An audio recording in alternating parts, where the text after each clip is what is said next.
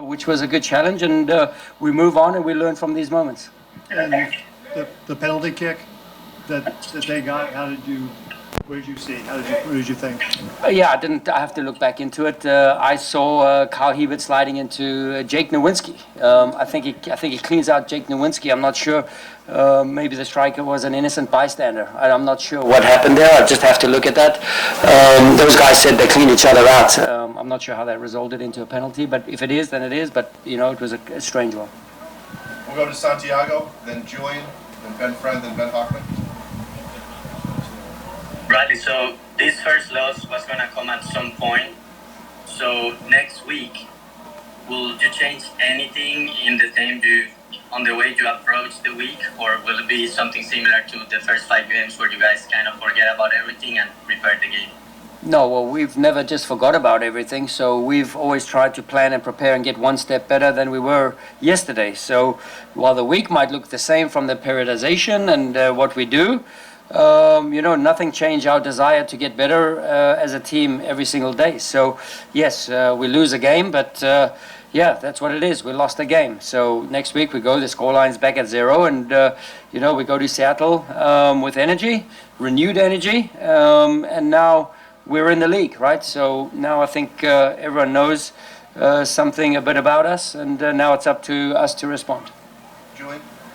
Hey, Coach, you guys started the game with that 4-4-2, and then you guys made those substitutions in like the 60th minute, and it looked like your shape changed, but I couldn't really figure out what it was. What did you change into? What was your reasoning for switching up the shape?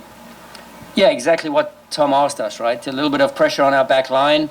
We just thought we needed the security of one extra 6, and that's why Jabulo came in the game.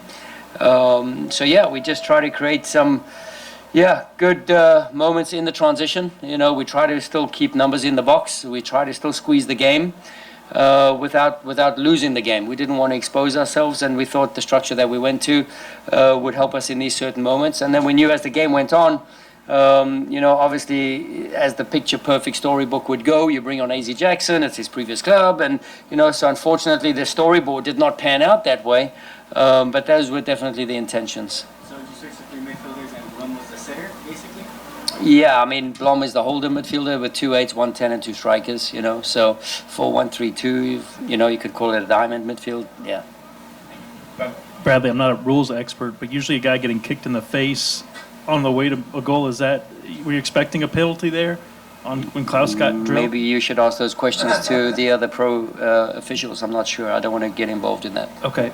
What can you learn from a team after a loss?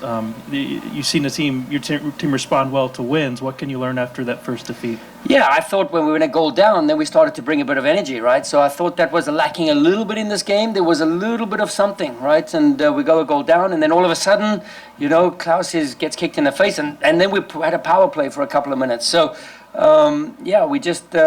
we just try to keep that, the fire, the burning fire was a little bit missing early on in the game, and maybe, start to weigh in on the boys. That's the thing of, it's the beauty of, or the nature of the beast, right? You're successful, the boys know at some point this thing has to change, right? It's just human nature, and these boys are not robots, and we're just human beings after all.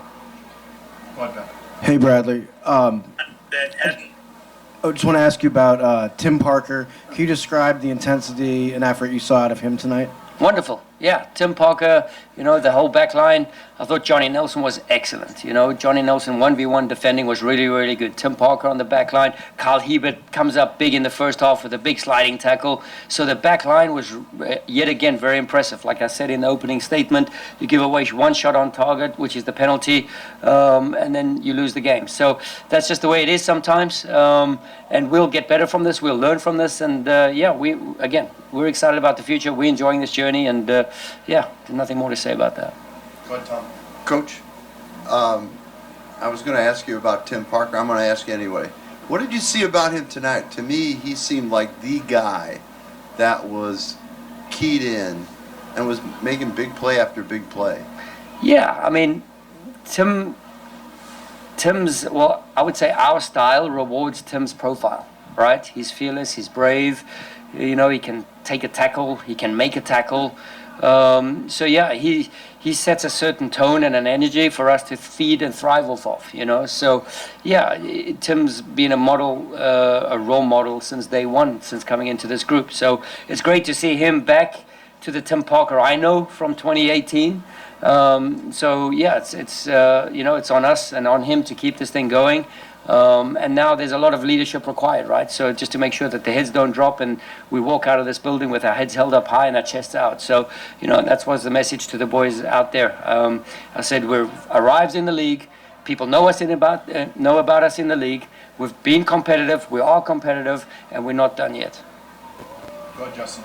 Coach, I wanted to circle back around to Aziel Jackson. Obviously, as you said, it's not a fairy tale ending, but these are kind of his biggest minutes in MLS so far. How'd you feel he handled himself out there?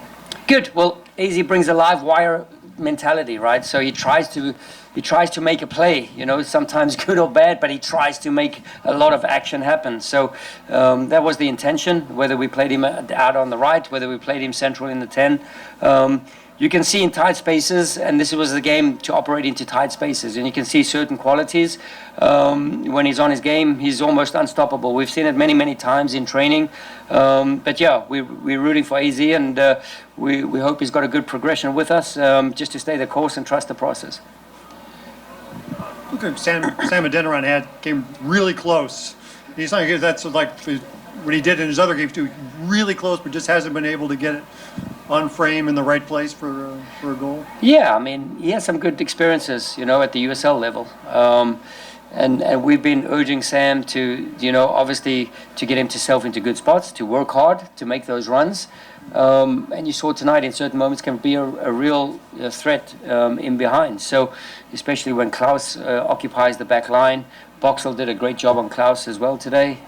Credit again to them.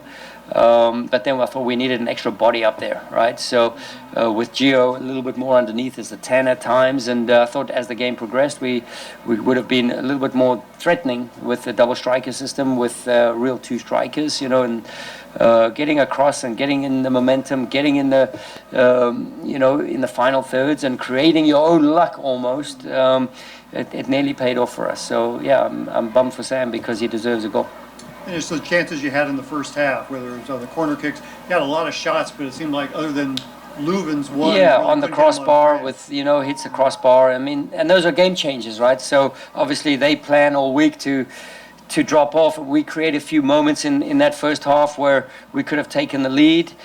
We don't take the lead, and they grow in confidence. You know, we start I'm not saying overthinking it, but we start now just to decide, do we need to do this or do we need to do that? So, and that's why we try to, you know, mix things up a little bit in that second half, just to like almost reboot the system with a couple of new ideas. But yeah, no, credit to Minnesota again. We'll go to Joey. Coach, it seems like in most of your guys' games, you guys average a lot of shots inside the box, but in this one, you guys are pretty limited. Is that a testament to Minnesota's low block? And I think there's also a little bit of a correlation that this is a game where you guys had a lot of possession, but you guys just couldn't seem to get through to get a shot inside the box. Can you explain what you think about that? No, I think we had maybe, you know, 5 to 8% less than what we've averaged on the year, you know. So I don't think we've had too much possession. Today we had 55%. Which is not a ton of possession. It's not like we had 75% and, you know, we just passed the ball left to right, you know, on the midfield line. So, yes, we like to have shots. We like to force our luck. We like to, you know, get corner kicks. We like to force the issue. And, yeah, today we just, you know, I've worked with Kamal Lawrence a lot previously. Athletic back line, right? Really aggressive. They were up for it, for sure. You know, you could see from a physicality standpoint and from a athletic standpoint, yeah, they matched us and posed certain challenges. So that's another area for us to look at and grow from there. We'll wrap up with Tom. Coach, 50-50 balls. They seem to be getting most of the 50-50 balls to me. Did it strike you that way also? Yeah, that's what I said in the opening statement, the second ball, right? So Yeah, okay. when I referred to the second ball, I spoke about the 50-50 balls, Gotcha. yeah. Sorry. Coach, thank you for your time. We appreciate it. Thank you very much. Thank you. Thank you.